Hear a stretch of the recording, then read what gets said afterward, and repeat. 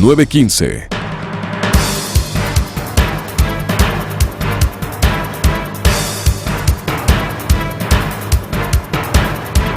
Este momento recibo con mucha satisfacción al señor ingeniero Alberto Rosales Ramos. Y como quedó ayer muy cordialmente invitado y comprometido, me acompaña también el exministro Marco Flores.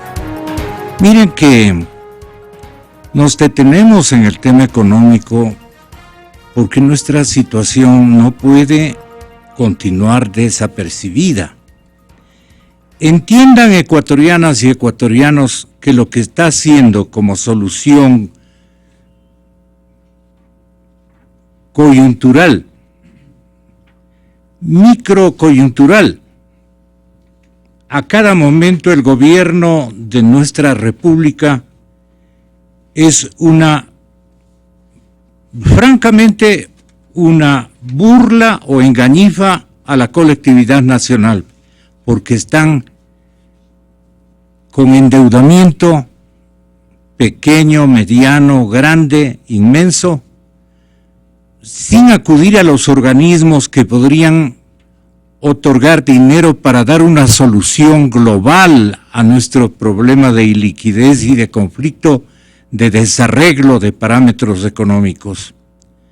No quieren hacerlo porque dicen que ellos han juramentado un amor a la bandera, no a la nacional, a nuestro tricolor, sino a la ideología.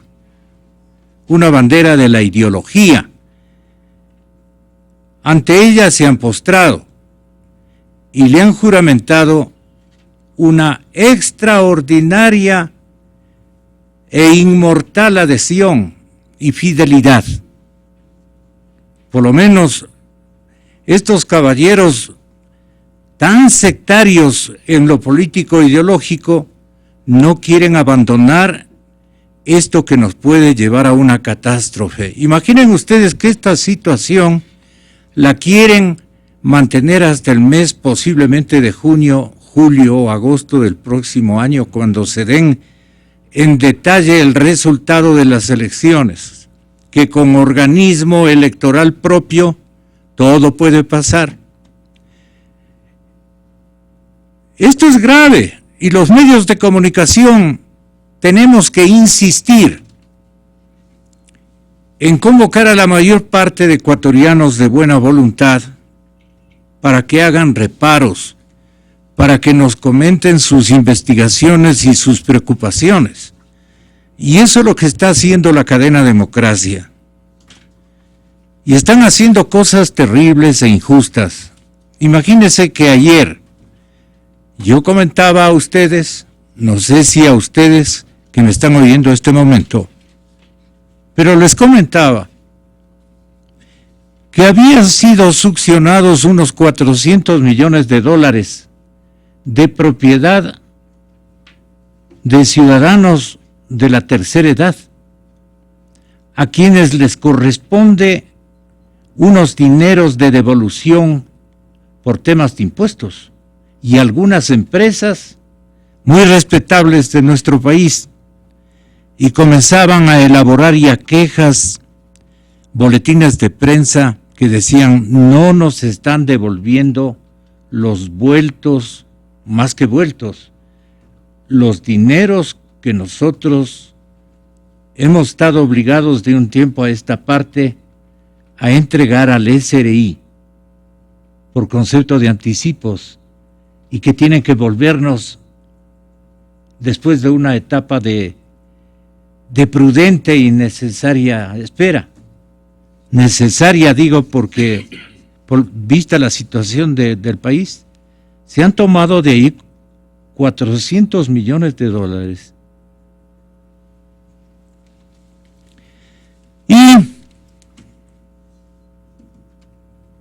Y no hay para devolver, pues. Cuando haya la liquidez que el gobierno requiere para devolver esos dineros, francamente, que pertenecen a los ciudadanos de edad, Vaya usted a saber cuándo podrán reunir 400 millones de dólares si todos los días están clamando por recursos o esperando que los chinos y ahora estos otros que los hemos inventado, estos que vinieron a pegar incluso a unas chicas ecuatorianas. Bueno, pues esta gente está, aquí está por ejemplo, ayer el sultán Ahmed bin Sulayem, presidente del directorio de la empresa DP World, se ha reunido con el presidente Rafael Correa en el Palacio de Carondelet. Se oficializa inversión de 1.200 millones para Puerto de Pozorja. El otro puerto del turco, porque no es malo decir, pero es un turco, ¿no? Del presidente turco o el presidente de Turquía, el que estuvo aquí, es para el puerto de Bolívar, ¿qué digo? El puerto de Machala, del Oro. Ese puerto se llama,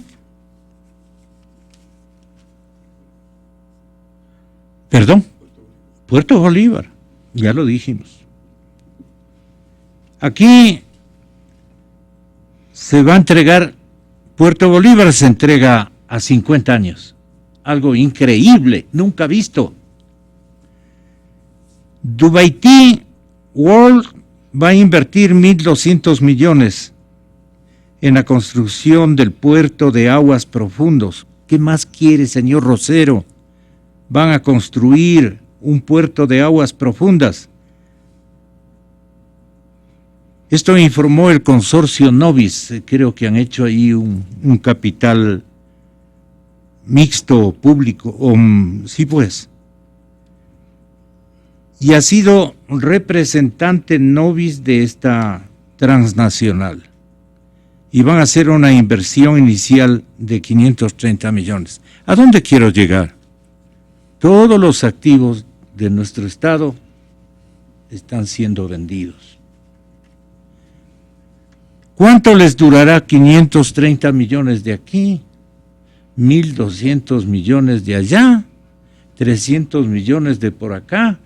Son unas cantidades fortísimas que lo están anunciando todos los días. Están feriando las cosas de nuestro Estado. ¿Estará esto informado con las exigencias de ley correspondientes? ¿Habrá de parte de Contraloría y seguramente de Fiscalía y otros organismos, habrá licencia para tomar este tipo de decisiones? Primer interrogante para mis invitados. ¿Cómo les parece? Hay de por medio aquí al consorcio Novis. Ustedes saben a quién pertenece este gran consorcio. Representa en nuestro país a la firma DP World. Debe ser una empresota esta, pero no hay los detalles de estas inversiones oficializadas el día de ayer o anteayer, con la presencia de los señores abogados. Aquí veo un abogado que le gusta este tipo de, no sé, de servicios, presta servicios. Aquí están. ¿Cómo les parece a ustedes por este lado? Señor economista Marco Flores, señor ingeniero Alberto Rosales, ¿cómo va a quedar en cuestión de 10 meses nomás la cartera de créditos que le van a poner de hoy en adelante de nuevas inversiones, pero que como garantía refieren compromisos de concesión para explotar esos bienes de 50 años para arriba? ¿Qué va a ocurrir con los próximos gobiernos si les dejan endeudaditos? Así decían nuestros viejos cuando la cosa era desmesurada. Entonces, el pronóstico es súper reservado de lo que puede estar ocurriendo, porque ellos van a aguantar hasta las elecciones, dicen, con este tipo de ventas, concesiones o empréstitos.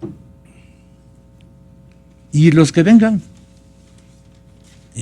El momento en que haya una rendición de cuentas, una sumatoria de lo que hasta este momento mantienen como endeudamiento desde todo punto de vista agresivo, nadie que esté con los 5 sentidos sobre firme va a aceptar una candidatura a la presidencia de la República. ¿Qué nos va a pasar después de esta circunstancia? Pero ellos van a disimularle, señor economista Flores, mencionándole como inversiones. ¿Esto es una inversión sana? Si estoy equivocado, dígamelo. Economista, buenos días. Ingeniero, buenos días. Muchas gracias por estar aquí. Buenos días, Gonzalo. Gracias por tenerme nuevamente aquí. Un saludo cordial, Alberto. Así quedamos, ¿no? Así quedamos. Un gusto verlo, Alberto, al cabo de tanto tiempo. Mire, desde hace bastantes meses atrás, diferentes analistas, diferentes comentaristas y las gentes que nos ocupamos de los temas económicos hemos venido diciendo que al haber caído los precios de petróleo de la manera que han caído, al haber caído el precio de las materias primas, es decir, la lotería, el auge del petróleo y de las materias primas. Las materias primas es importante. Una de las principales materias primas es el propio petróleo, pero todas las otras que exporta el Ecuador, los ingresos se han reducido. Entonces el Ecuador ha venido sustituyendo los recursos mediante 2 arbitrios: nuevos impuestos y más deuda. Y más deuda y nuevos impuestos. Y nuevos impuestos y más deuda. En ambos casos, ambas cosas hay que pagarlas. En el caso de los impuestos tiene que pagarlos la gente, tiene que pagarlos las familias, tiene que pagarlos las empresas.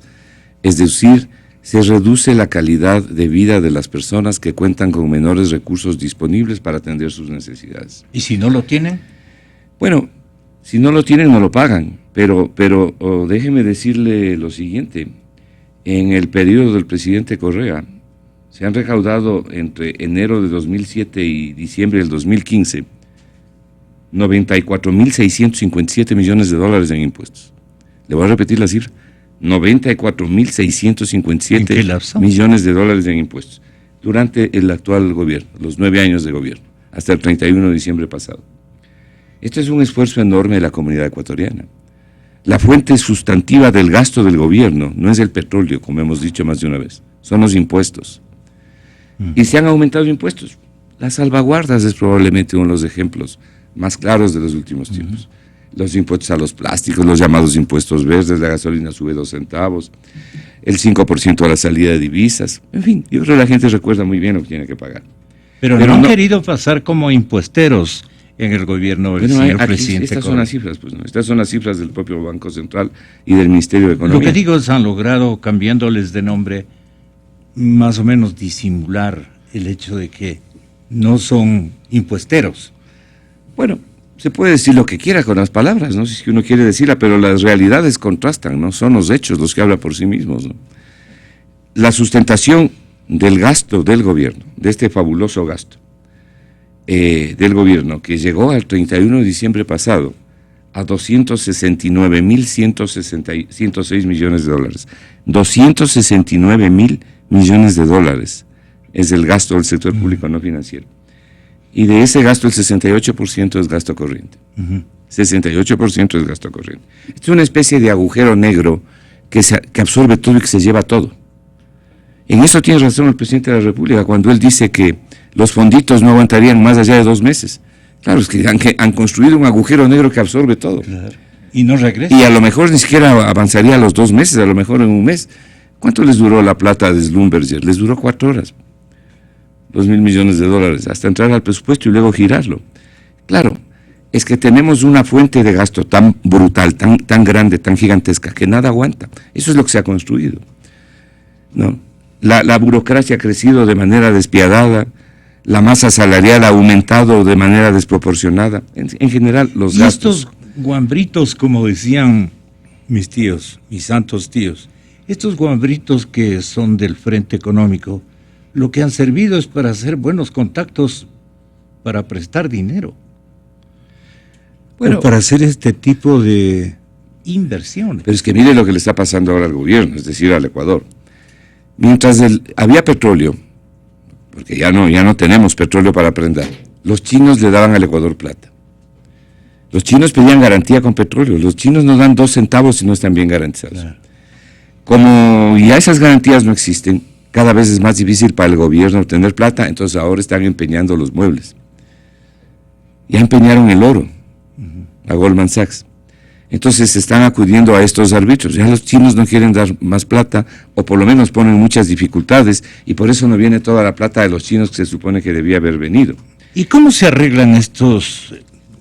Como exministro usted debe conocer.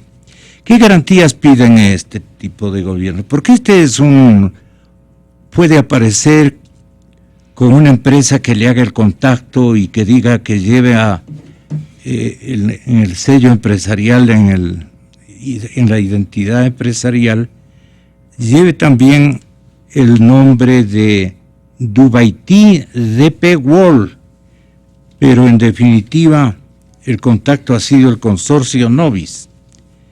Buena nota.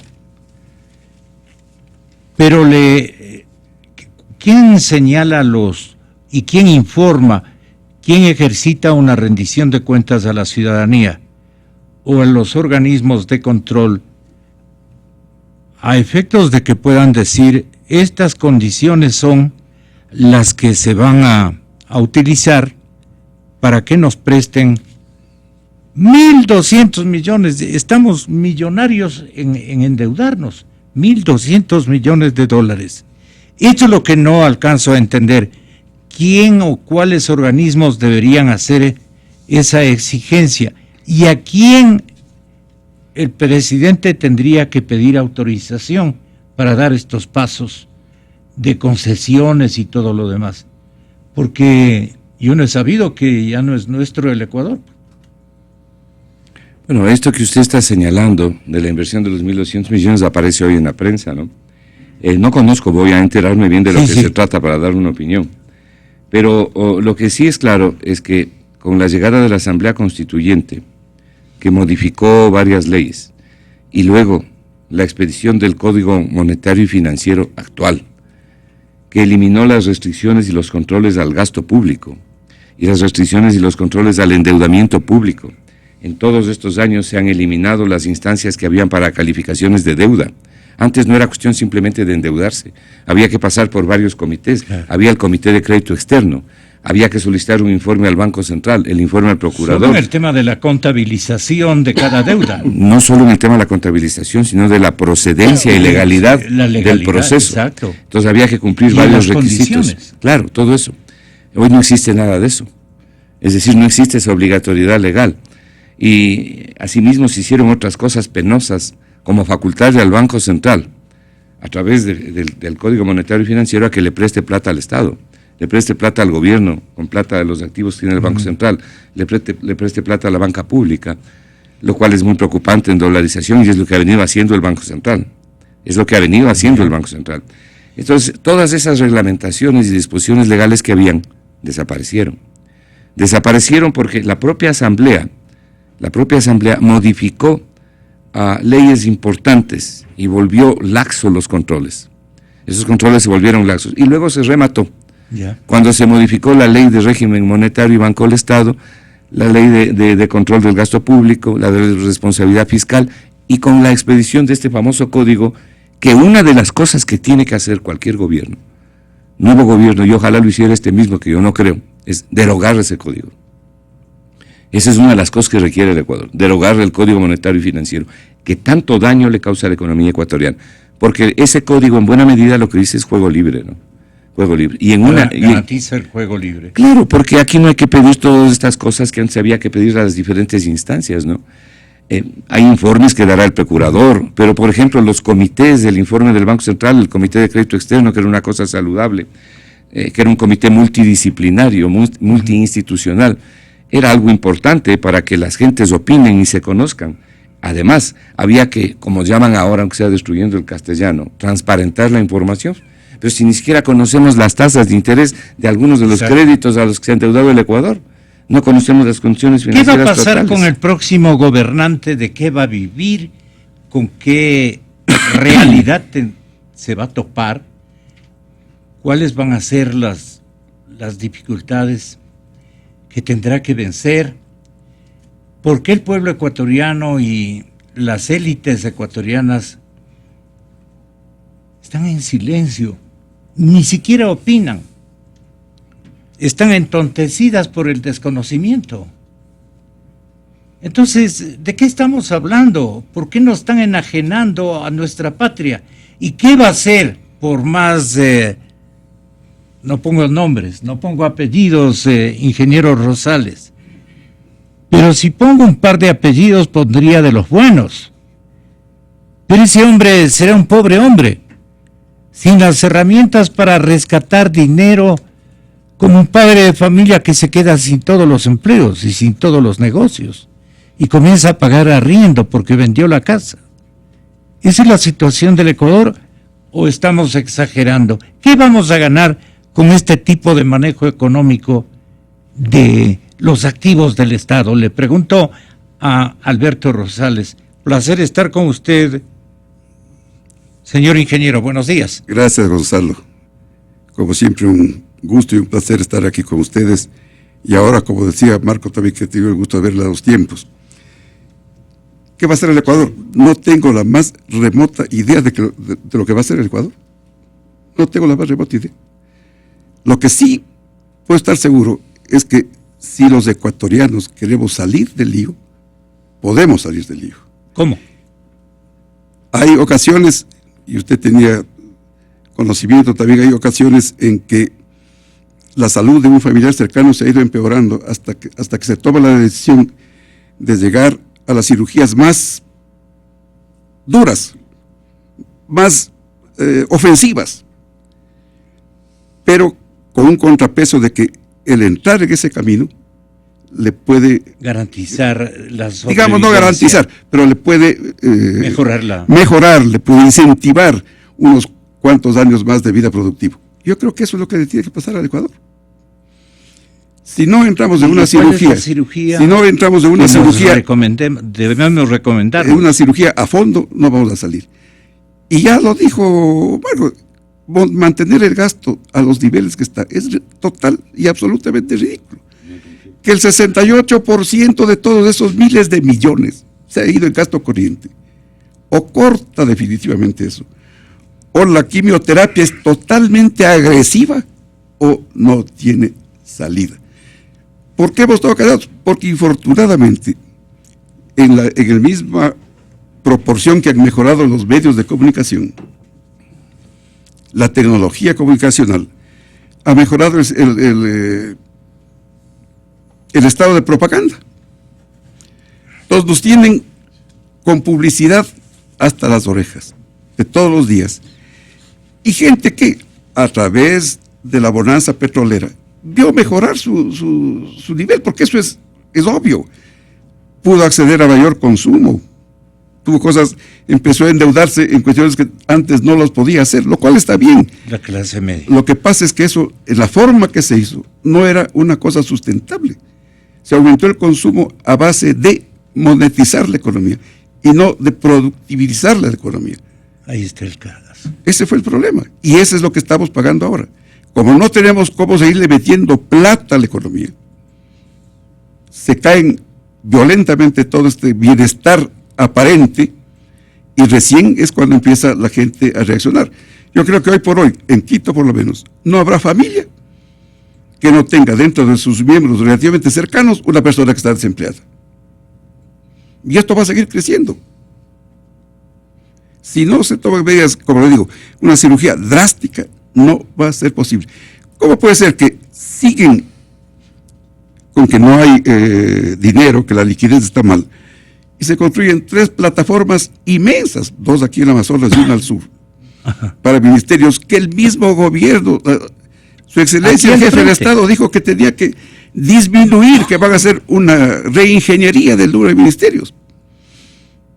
Porque en eso, me distancia un poquito, tenemos una serie de títulos, infinitos títulos, pero ministros no creo que tenemos.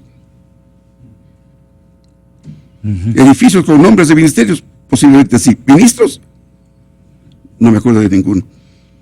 Así es.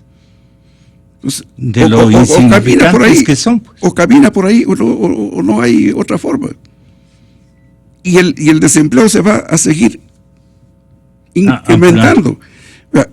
El país necesita más o menos crear 170,000 fuentes nuevas de trabajo todos los años. Cada año.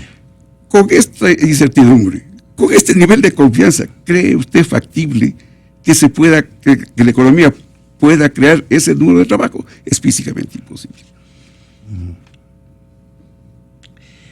Ahora, ¿qué señal le enciende a usted en su mente el hecho de que conozcamos por la autoridad de los mismos bancos que buena parte de sus clientes no tienen dinero para pagar sus deudas? Estaban pagando, bonito estaba pagando, le escuché decir ayer a un empleado, pero ahorita ya no tengo para pagar. Y tiene que irse a enfrentar al jefe de su cuenta, a pedirle plazos. Y en realidad, ¿qué pasa con los bancos? Los bancos también se van constriñendo, ¿no es cierto? La evolución de la banca privada en el Ecuador nos va a explicar, pero en el sentido común de las cosas, quisieran permanecer en su escenario. El hombre común, el hombre de la calle, que estaba, digamos que no endeudado, pero con una responsabilidad financiera más o menos importante que le hacía pensar en el ahorro, en darle una organización con filosofía igualmente de organicidad y de cambio al hogar, a la familia, para poder pagar esa deuda. Ahora, la señora se ha quedado sin el negocito, el pequeño negocio. Ya no es lo mismo que antes. Él tiene un trabajo, pero han perdido 2 de sus hijos el trabajo y pasan prácticamente entre que van a buscar con carpetas. Usted sabe ese drama que viven los hogares, especialmente de la clase media. Si los bancos están reportando que hay problemas para rescatar ese dinero que prestaron en meses anteriores, ¿qué puede estar ocurriendo? Si las deudas se amplían y no son adecuadamente cumplidas a quienes la prestaron ese dinero. ¿Qué es lo que puede estar ocurriendo? ¿Qué nos ha pasado en colapsos anteriores, ingeniero, que usted recuerde? Bueno, se cierra el círculo trágico. Se cierra el círculo trágico. Mucha gente, como nos inundaron de publicidad de que no hay que ahorrar, sino hay que gastar. Entonces entró en gastos, cambió la televisión, cambió el auto, compró nuevos electrodomésticos y en el momento menos pensado no puede cumplir con sus compromisos. Ahí recién va a empezar a darse cuenta de que la publicidad no era tan cierta como la que decían, que la felicidad no era tan cierta como la que nos pintaban, que el paraíso estaba muy lejos de estar en este llamado país de Ecuador, como nos habían tratado de convencer antes. Pero yendo a su pregunta. Crecen las deudas. Crecen las deudas a los bancos. Crecen las deudas a los bancos. El banco presta menos dinero. Como presta menos dinero, mucha gente no puede invertir, usar el crédito para crecer sus empresas, si es que habría alguno que lo quiere hacer. Y entonces el círculo vicioso está totalmente cerrado. No queda más que una quimioterapia intensiva. Tiene que disminuir el gasto. Y tiene que hacer las cosas que realmente tienen que hacerse, porque su excelencia el jefe del Estado dice que invertir es bueno. hasta cierto punto. Pues yo me endeudo para invertir y después no saco nada de esa inversión. He hecho el peor negocio de la vida. Decía la prensa en alguna parte, el aeropuerto de Tena está cerrado. El señor presidente dijo, no, está abierto. Claro que está abierto, pero no hay nadie que vaya. Así es. Ni la empresa estatal está volando para allá. Sí, pues sí, clausuró los vuelos TAME. Esa es una inversión que no creo que está justificada. Y como esta, pues, cientos. Sí, solo ha faltado pavimentar el lago de San Pablo, porque han hecho aeropuertos en donde, obviamente, sin ningún estudio de factibilidades, no ha cumplido con sus metas, ¿no? Entonces, ellos no saben qué hacerse con semejante elefante blanco. Ellos están pasando la vergüenza y más bien prefieren silenciar. ¿Y qué es del aeropuerto? Y le cambian rápidamente de tema. Y de eso hay cualquier cantidad de obras, macroobras gigantescas, que no tienen ningún resultado ni han impactado en una mejora de ese lugar de la patria, porque todo es en beneficio del escenario donde se pone la obra de infraestructura. Pues, señor economista, ¿por qué se equivocaron tanto, exministro? ¿Cómo cree usted que trabajaron ellos? Bueno, al gobierno le fascina gastar, lo han declarado, lo han dicho. Aquí se insisten en cosas para que determinado sector de la población quede completamente confundido y acepte ciertos hechos como verdades cuando en realidad no lo son. Uh-huh. Por ejemplo, esto de decir el gasto son ustedes, esto de decir las carreteras, las cosas que se han hecho, algunas de las cuales son buenas, otras son muy buenas, como las hidroeléctricas, por ejemplo. Pero no todo es bueno. Entonces no se ha priorizado realmente el gasto. Podríamos citar varias obras que se han realizado y que han demandado ingentes recursos. Pero no solamente es eso, es el crecimiento del aparato burocrático del Estado. Es cuestión de ver las cifras, lo que el Estado gasta para mantenerse, los insumos que requiere el Estado. Entonces, esta construcción colosal de un aparato que demanda semejante gasto público es absolutamente insostenible. De ahí la razón de exigir que se baje de manera sustancial el gasto público nacional. No es un pedido simplemente por amargarle la vida al gobierno, sino porque es absolutamente indispensable que se pongan regulaciones y controles al crecimiento del déficit fiscal anual, como existía antes con la ley de responsabilidad fiscal y con los controles de endeudamiento.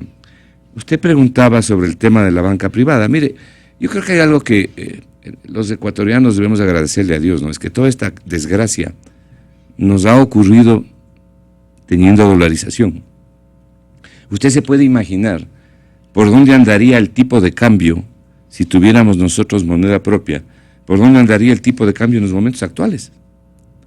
¿Y a dónde habría subido ese tipo de cambio con semejante influjo de gasto que ha recibido la economía ecuatoriana?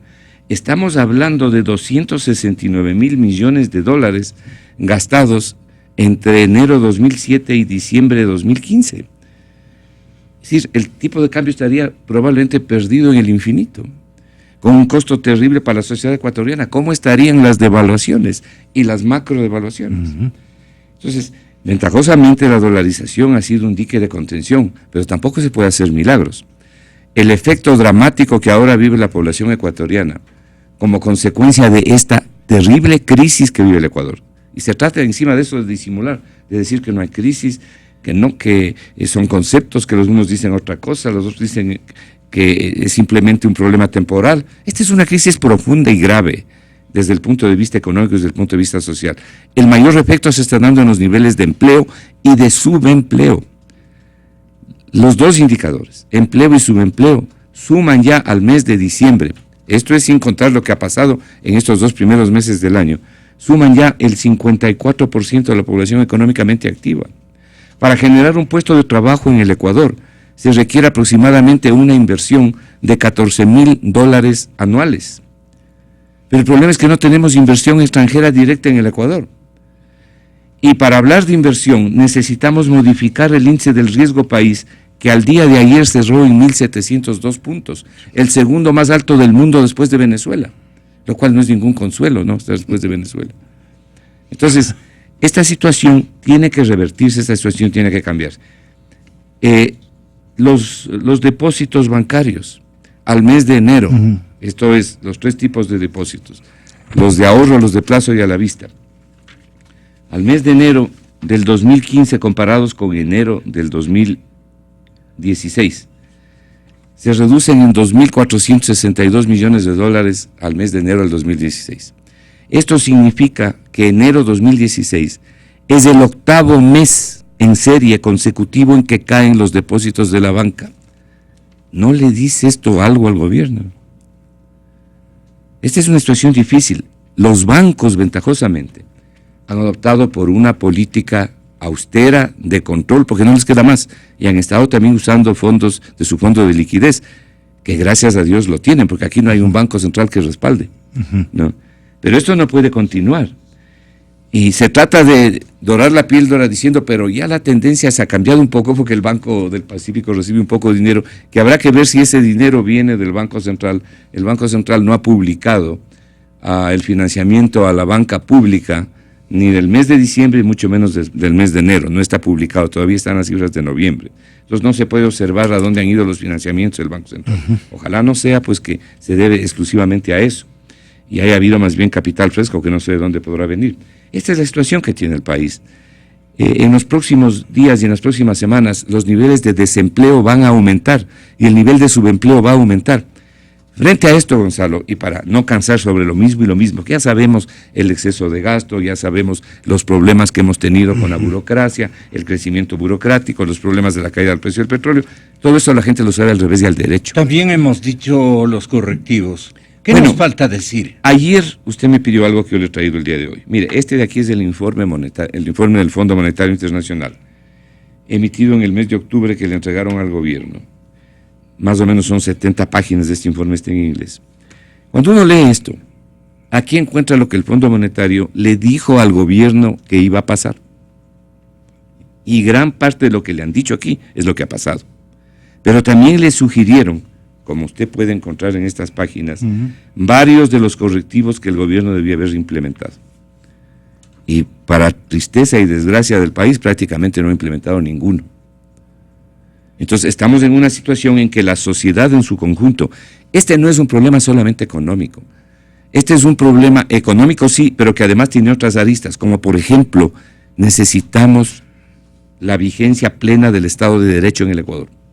Si no, tampoco habrá inversión extranjera que venga, así usted traiga el genio de las finanzas y de la economía, por señalarle simplemente uno de los indicadores importantes. Porque vigencia plena del Estado de Derecho. Es un escenario que produce incertidumbre. Pero claro, para recuperar la confianza. El Ecuador requiere recuperar la confianza.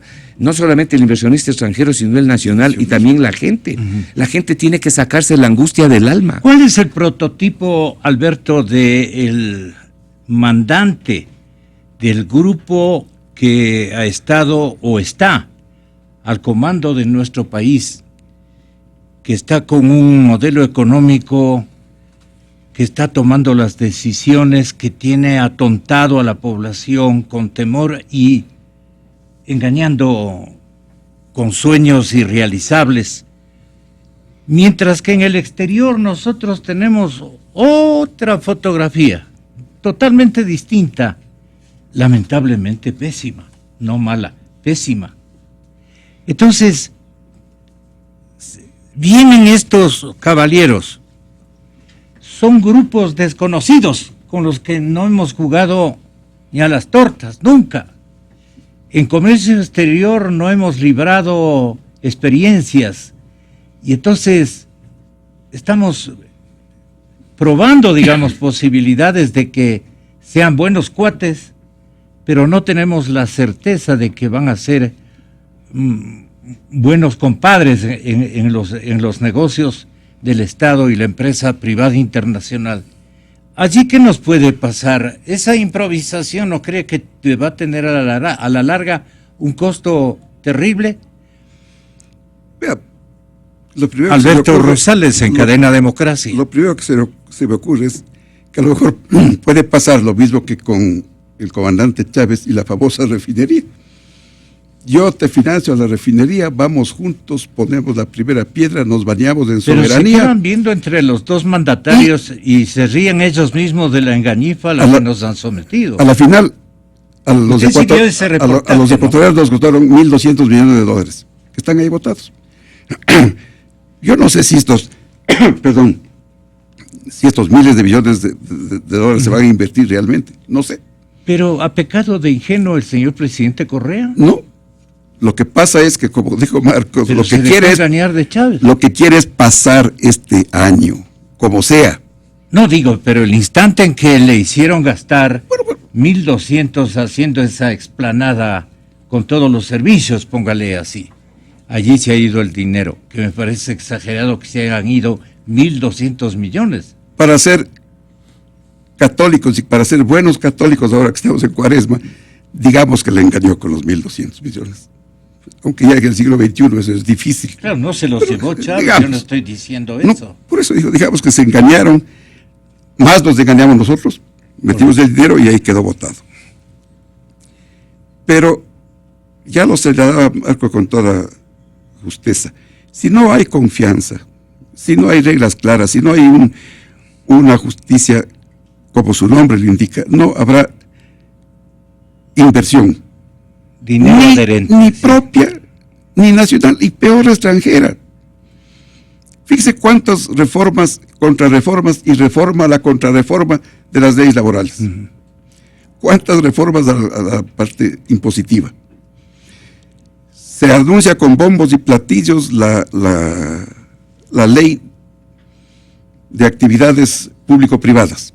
Y a los 8 días, el presidente, violando todas las leyes, manda unas cartas haciéndole acuerdo del Che Guevara, diciendo que está velando por los trabajadores, cuando es el gobierno el que más gente ha despedido en los últimos meses.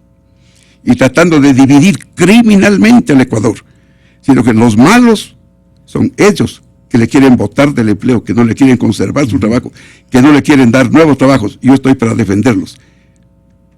Esa es una hipocresía que le hace daño al país. Y si esas cosas no se cambian, no habrá inversión ni nacional y mucho peor extranjera. Y sin inversión no hay progreso, no va a crecer la economía y por lo tanto al no crecer la economía no seremos capaces de dar los nuevos trabajos que necesita cada año el ecuatoriano y no solo no vamos a poder dar los nuevos, estamos perdiendo los antiguos a una cifra acelerada. Leí en alguna parte que a diciembre son como 385,000 nuevos ecuatorianos que al 31 de diciembre del 15 se quedaron sin trabajo. Entre empleo y subempleo. Claro. Desempleo y subempleo. Eso es quedarse sin trabajo. Terrible. Es salir a aventurarse en la calle a ver qué pasa. Tristísimo. Alberto, muchas gracias. Marco, muchas gracias por haber estado con nosotros. Yo le quiero pedir Faltan solamente 20 2 segundos minutos para las 10, claro. para que sí. a señalar algo. Mire, no le conozco yo a la economista Amores que acaba de salir del SRI.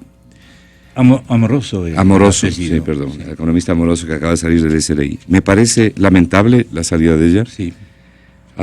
No he tenido ningún vínculo ni personal ni profesional nunca con ella, pero yo creo que ella fue una persona seria que realizó un gran trabajo en el SRI. Sí, así es. Y habemos gente que agradecemos la tecnificación que le dio al SRI, y donde quiera que ella se encuentre, quiero hacerle llegar mi felicitación y decirle que a lo mejor lo que le han hecho es un favor, el tiempo lo dirá. Bueno, son las 9:58 minutos de la mañana. Yo informo, pero usted es el que decide.